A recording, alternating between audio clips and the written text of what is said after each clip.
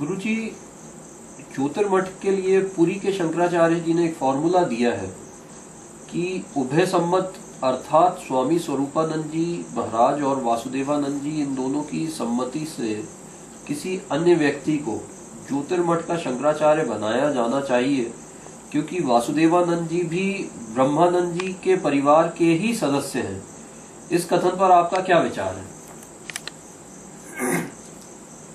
ऐसा है कि उभय सम्मत जहाँ बात आती है वो समान कक्षा के यदि व्यक्ति हों तो समझ में आती है, किंतु जिनसे ये सम्मति लेने के लिए कह रहे हैं उस व्यक्ति का चरित्र भी हमें जान लेना चाहिए। हमारे पूरी पीठाधीश्वर जी महाराज कह रहे हैं कि उभय सम्मत मतलब हमारे महाराज जी वासुदेवानंद जी से सलाह मशवरा करें और उनको जो सम्मत हो महाराज जी को उनको और उस तीसरे व्यक्ति को शंकराचार्य बनाया जाए, ये उनका कथन है। सबसे पहले तो बात ये आती है कि जब महाराज जी वर्तमान में शंकराचार्य विद्यमान हैं और मठामना महानुशासन में जो जो योग्यताएं लिखी गई उन सब योग्यताओं को धारण करते हैं, उनमें किसी प्रकार की कोई कमी नहीं है, तो फिर किस आधार पर वो उस पद को छोड़ें? उनको पद छोड़ने की क्या आवश्यकता है? पहली बात तो ये, क्यों छोड़े वो पद? सब शंकराचार्यों ने और सब इनके जितने भी विद्वान हैं, करपात्री जी इनके गुरु, करपात्री जी महाराज पूरी पीठाधीश्वर जी महाराज के गुरु हैं, ऐसा वो बताते हैं। तो उनके करपात्री जी महाराज ने वहां पर अभिषेक किया है महाराज जी का, तो वो उस पीठ को क्यों छोड़े? पहली बात तो यदि वो अयोग्य हो तो आ छोड़े, वो अयोग्य की बात छोड़े। वो इतने योग्य हैं कि दूसरे पीठ के शंकराचार्य जी भी कह रहे हैं कि आप हमारी पीठ को संभालिए। आप समझ रहे हैं? इतनी योग्यता है उनमें कि वो दूसरे पीठ वाले कह रहे हैं कि इस पीठ को संभालिए आप। हमको पूरे भारत में ऐसा व्यक्ति नहीं मिला कि वो शंकराचार्य किसी को बना सके, ऐसा योग्य व्यक्ति उनको नहीं मिला। तब उन्होंने महाराज जी से प्रार्थना की कि आप ये पीठ संभालिए। तो वो ये जो उभय सम्मत वाली बात है वो बिल्कुल सही नहीं है, क्योंकि वो जो व्यक्ति है वासुदेवानंद नाम का व्यक्ति, उसको कोर्ट ने भी निषेध कर दिया है। उनसे कहा है कि ये व्यक्ति सन्यासी कहलाने लायक नहीं है, उनको वो आप शंकराचार्य जी की समकक्ष कैसे बता सकते हैं? आप समझिए, वो कह रहे हैं कि दो धाराएं चल पड़ी ब्रह्मानंद जी महाराज की। ब्रह्मानंद जी के महाराज के शिष्य थे शांतानंद जी, उनके विष्णुदेवानंद जी, उनकी परंपरा में वासुदेवानंद जी आए, और उसी ब्रह्मानंद जी महाराज जी के शिष्य हैं हमारे गुरुदेव। तो दोनों दो गंगा की दो धाराएं हैं, और फिर धाराएं कभी कभी अलग हो जाती है, फिर एक हो जाती है। इसी प्रकार ये धारा अलग हो गई है, अब एक हो जाए, ये उनका आशय है।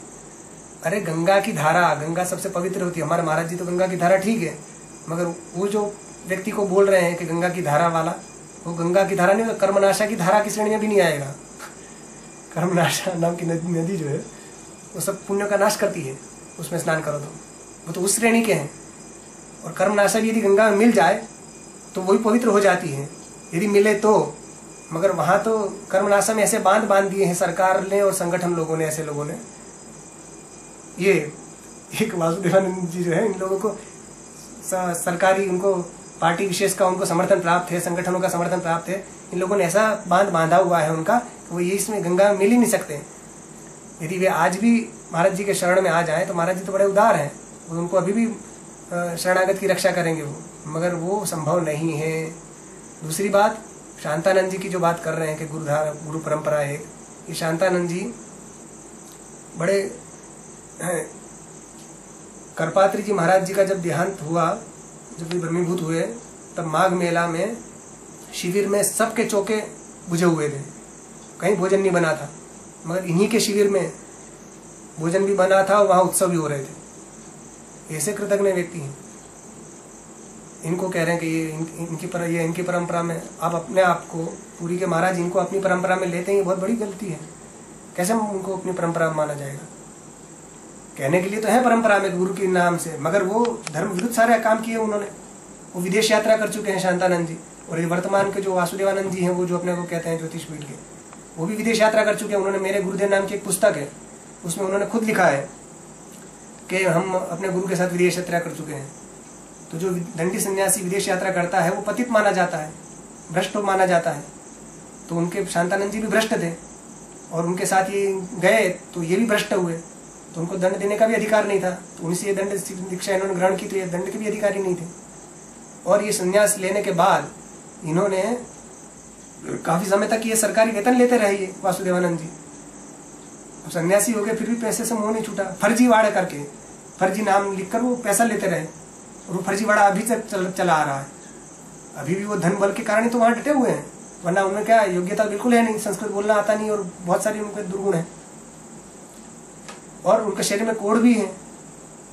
अब कोढ़ी व्यक्ति सन्यासी नहीं बन सकता, शास्त्र में निषेध है।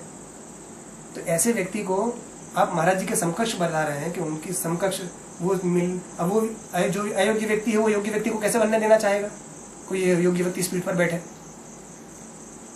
संभव है ये? तो ये बात उनकी बिल्कुल गलत है। और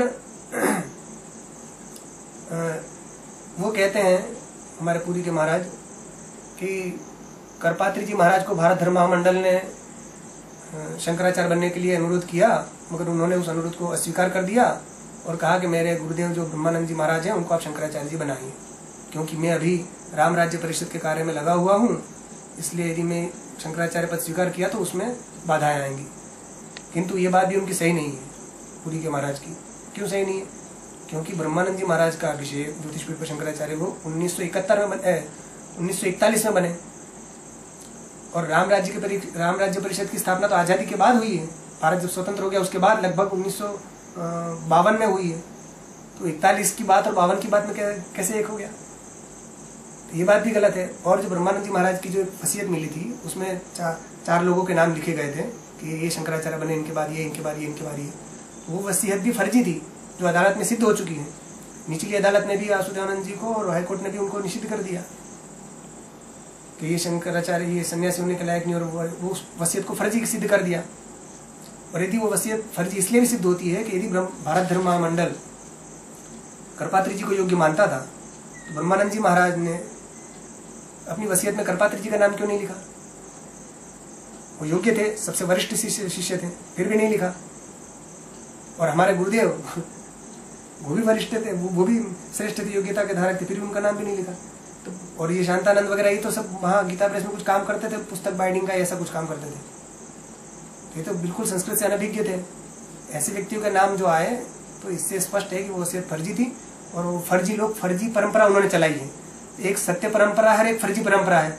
अब आप कह रहे हैं कि सत्य और फर्जी दोनों मिलकर एक अच्छे को वो करें, वो भी कर सकते हैं, मगर उसका रीजन क्या है, कारण क्या है, आप तो बताइए कि क्यों पद छोड़े महाराज जी? महाराज यदि अयोग्य हो तब आप ये कहिए कि तीसरे व्यक्ति को बनाइए। वर्तमान जो में आपको कौन सी कमी दिख रही है? और यदि पद छोड़ने की बात है तो महाराज जी ने द्वारका संभाला है, ज्योतिषपीठ नहीं संभाला है। द्वारका पीठ बाद बने हैं तो छोड़ेंगे कि यदि महाराज जी की इच्छा होगी तो द्वारका पीठ छोड़ेंगे, ज्योतिषपीठ क्यों छोड़ेंगे? ये बात भी है ना। तो खैर कोई पीठ छोड़ने की आवश्यकता नहीं है। ये ऐसे लोग कुछ भी कहते हैं, मगर ये तो नीति की बात बता रहे हैं हम कि मठान्याय महान शासन के भी अनुकूल है, नीति के भी अनुकूल है। इतने वर्षों से महाराज जी केस लड़ते आ रहे हैं इन लोगों को, और कोई इसके लिए नहीं। हाँ, और अब ये देखिए महाराज जी दो पीठ पर हैं तो दोनों पीठ की उन्होंने व्यवस्था अलग अलग रखी है, उसको एक में नहीं मिलाया है। आदि शंकराचार्य जी ने कहा है कि यथाविधि प्रयुंज्यात्, दोनों को जो परंपरा है उसके अनुसार उसको चलाए। तो महाराज जी के जो ज्योतिषपीठ की चाहे संपत्ति हो या कोई आश्रम हो या कोई भी चीज हो, सबको महाराज जी ने अलग एकीकरण नहीं किया सबका। जैसे वहां के शिष्य भी जो होते हैं, तो ज्योतिषपीठ के जो शिष्य होते हैं उनके नाम के पीछे आनंद योग पट लगता है, और द्वारका के जो शिष्य होते हैं ब्रह्मचारी शिष्य, उनके पीछे स्वरूप लगता है। तो महाराज जी के बहुत सारे स्वरूप नामा शिष्य भी हैं और बहुत सारे आनंद नामा शिष्य भी हैं, जैसे हम ही हैं। तो हमारे नाम महाराज जी ने निर्विकल्प स्वरूप रखा है, तो हम द्वारका के ब्रह्मचारी हैं, द्वारका पीठ के, और बाकी जो आनंद नामा है वो ज्योतिषपीठ के ब्रह्मचारी हैं।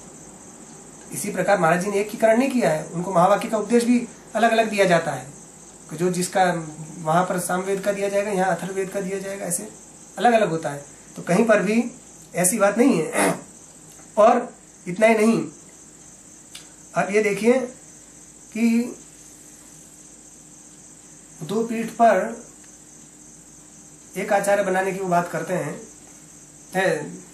दोनों पीठ पर एक आचार्य नहीं रह सकता वे कहते हैं, मगर चतुष्पीठ के विपरीत काम वे कर रहे हैं कई बार।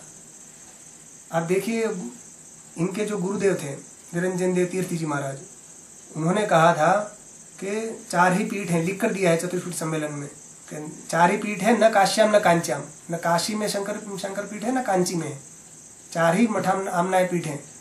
मगर इन्होंने काशी वाले जो एक चिन्मयानंद जी थे उनको शंकराचार्य के तब उनको समर्थन दिया इन्होंने, अभी तक देते रहते, तभी उनका शरीर शांत हुआ कुछ समय पहले।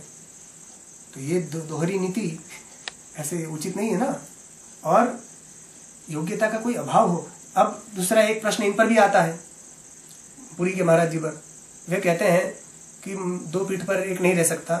अब उन्हीं पर यदि हम आक्षेप लगाएं, उनसे प्रश्न पूछा जाए कि निरंजन देव तीर्थ जी जो महाराज थे उन्होंने ये लिखा था कि मेरा उत्तराधिकारी का चयन मैं नहीं करूंगा, तीनों शंकराचार्य और कृपात्री जी महाराज करेंगे। तो और यदि कृपात्री जी महाराज फिर नहीं रहे तो उनके बाद शंकराचार्य जी के बारे, तो श्रृंगेरी वाले इनको समर्थन नहीं दिए थे। महाराज जी ने ही इनको द्वारका पीठ और ज्योतिष पीठ दोनों के शंकराचार्य के रूप में महाराज जी ने लिखित में इनको समर्थन दिया, हस्ताक्षर किया, तब ये वहां के माननीय शंकराचार्य हुए। ऐसी स्थिति में वो खुद ही अब ये कह रहे हैं कि ये दो पीठ पर नहीं रहना चाहिए, और इस काल की सीमा में इनको बांध रहे हैं। आप सोचिए काल में कैसे बांध देंगे कि 2 साल में छोड़ दीजिए पद। अरे ये पद इतना उच्च कोटि का है कि इसमें वर्षों लग जाते हैं, आज योग्य व्यक्ति नहीं मिलता है। द्वारका के शंकराचार्य जी को पूरे जीवन में कोई ऐसा योग्य व्यक्ति नहीं मिला कि शंकराचार्य पद के योग्य, इसलिए उन्होंने महाराज जी का नाम दिया। तो आप सोचिए कैसे मिल जाएगा कोई योग्य व्यक्ति के तुरंत साल में 2 साल में मिल जाएगा कि योग्य। भारत धर्मामंडल 165 साल तक ज्योतिषपीठ की गद्दी खाली रही। फिर भारत धर्मामंडल की जब स्थापना हुई तब उन्होंने शंकराचार्य के योग्य व्यक्ति को ढूंढना प्रारंभ किया, 2500 साल लगे। तो ऐसी स्थिति में कोई शंकराचार्य पद ऐसा है कि साल 2 साल में आपको कोई भी व्यक्ति योग्य व्यक्ति मिल जाएगा। तो ये इतने वर्षों से, इसलिए 2 पद, ये जो लोगों के मन में भ्रांति होती है ना कि ठीक है 2 पीठ संभाल लिए तो आप कुछ दूसरे को सौंप देना चाहिए, बनने के लिए तो ढेरों बन जाएंगे। मगर ये आप वो कह रहे हैं कि 4 पीठ में 4 शंकराचार्य होना चाहिए, तो 4 में आप 4 व्यक्तियों की पूर्ति कराना चाहते हैं कि योग्यता का आप मानना चाहते हैं? 4 पीठ भरना महत्वपूर्ण नहीं है, योग्य व्यक्ति उस पीठ पर बैठना चाहिए, ये जरूरी है। यदि अयोग्य व्यक्ति बैठ जाए तो उसको पीठ से निकालने का आदेश दिया है। आदि शंकराचार्य जी ने कहा है योग्य व्यक्ति को धारणा के लिए कि शुचिर जितेंद्रियो वेद वेदांगादि विशारद योगज्ञ सर्वशास्त्राणाम समाधास्थान आपनियात। जो पवित्र हो, जितेंद्रिय हो, सब वेदांग का पारंगत हो, वेदा शास्त्रों का सबको जानने वाला हो, सब शास्त्रों का समन्वय करने वाला हो, ऐसा व्यक्ति वो तब मेरी पीठ पर बैठे। और यदि ऐसा व्यक्ति न हो, उक्त लक्षण संपन्न स्याच्यत मत पीठ भाग भवेत, अन्यथा पीठ रूढ़ो भी निग्रहारो मनीषिणाम।